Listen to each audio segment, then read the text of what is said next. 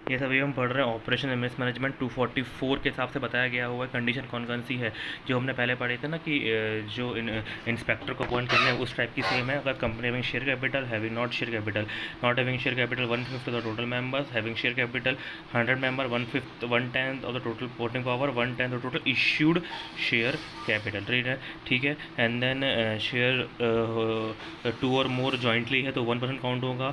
And then उसके बाद एक मिनट, इशूड शेयर कैपिटल लेना है। And then withdrawal not affect consent maintainable track, ठीक है। 241 के हिसाब से क्या होता है देखो, 241 के हिसाब से कुछ ज़्यादा वाली बात नहीं है, लेकिन अगर ये देखो, अगर prejudicial to the public interest है, ऑपरेसिव टू हिम मेंबर है, या फिर prejudicial to the interest of the company है, तो ये इफेक्ट में आता है, ठीक है। मतलब ये कब इफेक्ट में आएगा, ऑपरेशन मैनेजमेंट कब होगा, जब ऐसा लग रहा है कि ऐसा कुछ हो रहा है, जैसे कि आलिया भट्ट के साथ कुछ गलत हो रहा है, माइनॉरिटी इंटरेस्ट है आलिया भट्ट और उसे लगता है कुछ गलत हुआ है, तो ये सब बातें यहाँ पर आती है, ठीक है। एंड देन ऑपरेशन मिसमैनेजमेंट याद रखना। एंड देन उसका एग्जांपल क्या था, देखो ऑपरेशन का एग्जाम्पल था 33 दो ए बी सी थे, 33 ईच था, मगर ए और बी ने ऐसा कुछ पास किया कि उनके ऊपर 90% चले गया, ठीक है। इसमें स्पेशल रिजल्ट पास किया था। और जो रामालिंगम राजू सत्यम का स्कैम किया था पब्लिक, तो मिसमैनेजमेंट था, ऑपरेशन यानी और मिसमैनेजमेंट का फ़र्क ये हो जाता है, ठीक है। और ये भी देख लो ऑपरेशन मिसमैनेजमेंट कहते हैं क्या company has been connection with guilty of fraud है, likely to cause serious injury है, इंटेंट टू डिफ्रॉड क्रिएटर है, इट मगर अगर ये सब चीज़ होती है तो 241 में 244 ये सब अप्लाई कर सकते हैं। कब अप्लाई कर सकते हैं, जब ये सब चीज़ कोई हो। अब 242 में पावर है ट्रिब्यूनल के पास कि वो ये सब चीज़ कर सकती है। ये सब पावर ऐसा मोटा मोटे याद रखना है, क्वेश्चन में आराम से समझ में आ जाएगा, ठीक है। क्या कर सकता है, रिडक्शन ऑफ शेयर कैपिटल कर सकता है, इंक्रीज ऑफ शेयर कैपिटल कर सकता है, परचेज कर सकता है, intent of any interest of any member कर सकता है, जो भी इंटरेस्ट है उसको एक्शन ले सकता है, रेस्ट्रिक्शन लगा सकता है लॉटन ऑफ शेयर का। अगर कोई जुडिशियल है या वाइंडिंग अप कंपनी अनफेयरली हो रही है तो वाइंडिंग अप ऑर्डर सकता है, टर्मिनेट कर सकता है, सेटिस्फाइड करता है, मॉडिफिकेशन कर सकता है, agreement between the managing director और एनी अदर पर्सन, ये सब कर सकता है, ठीक है। तो ये सब पावर है उसके पास कि ये सब चीज़ें वो कर सकता है, ठीक है। उसके बाद ट्रिब्यूनल क्या करेगा, आरओसी को भेजेगा, विद इन 30 डेज़ के अंदर कर सकता है, इंटरिम ऑर्डर देगा, इफ़ यू थिंक फिट तो इंटरिम ऑर्डर वो दे सकता है, ठीक है। बस इतना ही है, alteration through order of M O N. जैसे उसी में एक ही पॉइंट है, बहुत इंपॉर्टेंट पॉइंट है, ऐसे कि अगर कंपनी के उसमें लिखा हुआ है कि कुछ चीज़ पास करने के लिए स्पेशल रेजोल्यूशन लगने वाला है, ठीक है।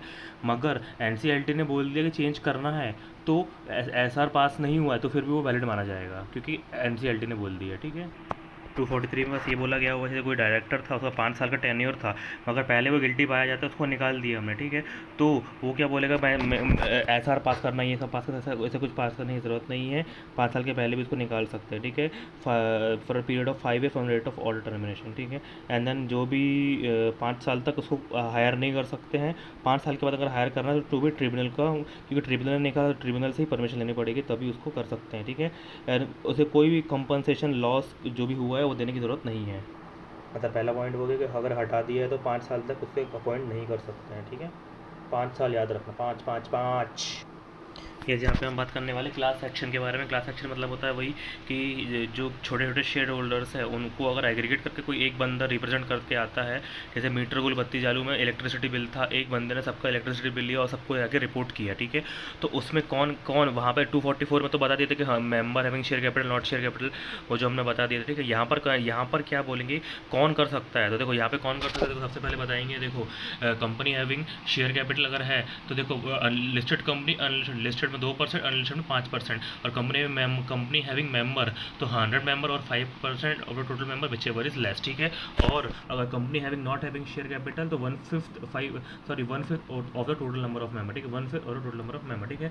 और डिबेंचर होल्डर के बारे में बात किया गया हुआ है, तो डिबेंचर होल्डर के बारे में देखो यहाँ पर ऐसा बोला अगर डिपॉजिटर के बारे में बात किया हुआ है तो 100 डिपॉजिटर और 5% of the total depositor which ever is less, और 5% ऑफ द टोटल डिपॉजिट्स, ठीक है।